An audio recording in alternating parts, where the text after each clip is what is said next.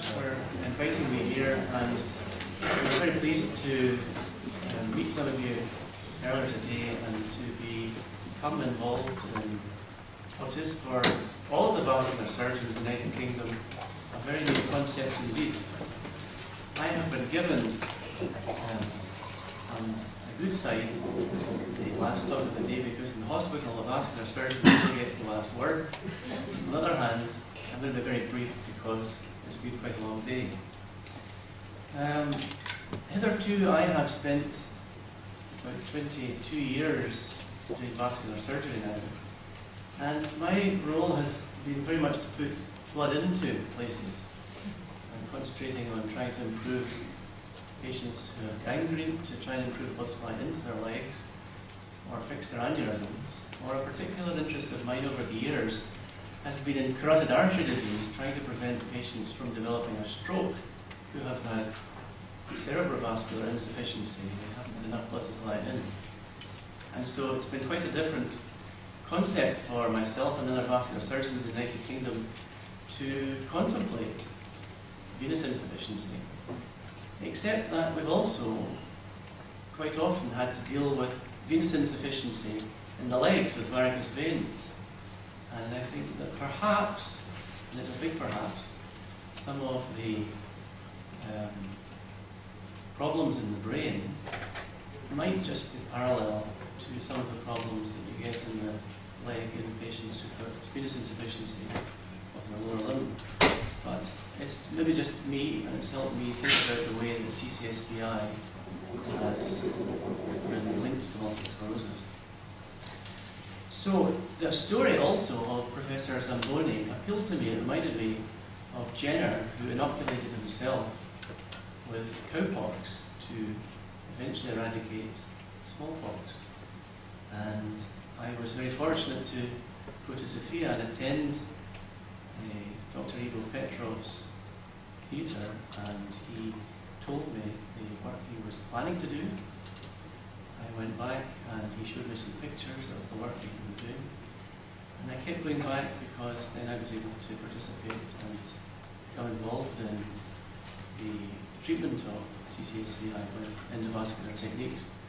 So it has been incredibly helpful. I don't think Ivo Petrov's in the room now, but I think I'll be back a little bit later. I'd like to say one or two words of thanks to him. If I can maybe move on.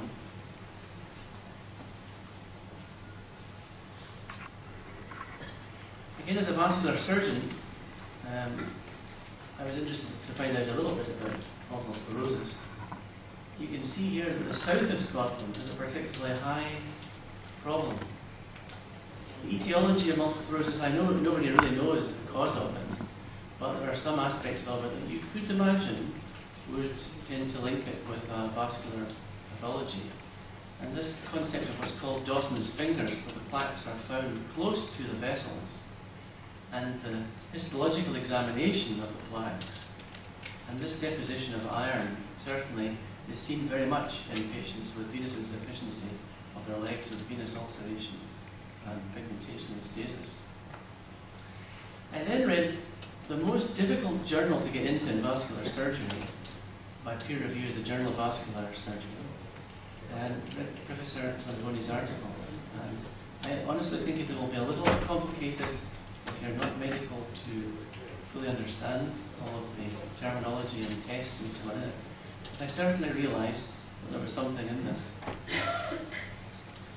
It's become very evident that imaging is very important.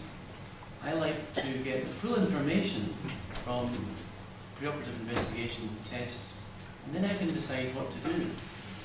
And in the same way, the Doppler ultrasound, I think, is going to be very helpful in finding out a good guide as to where the problems are and how severe they are, and then we can go ahead and know how to fix it.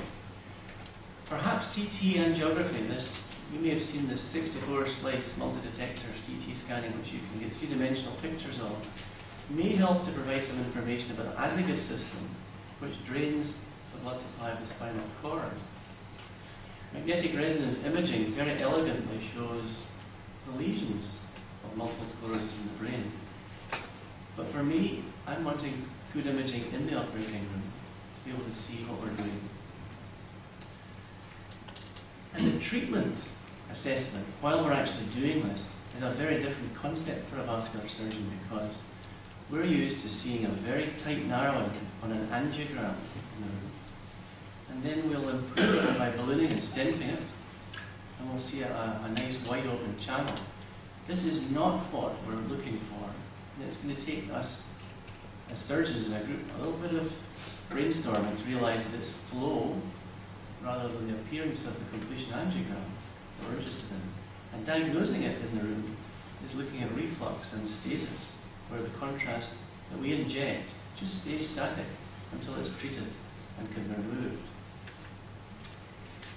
The importance of sharing experience here isn't just myself watching Ivo Petrov operating, but the surgeon who taught me in the United States, Dr. Dietrich, came over. He is one of the pioneers of heart transplantation in the 1960s and 70s, very involved still in vascular surgery.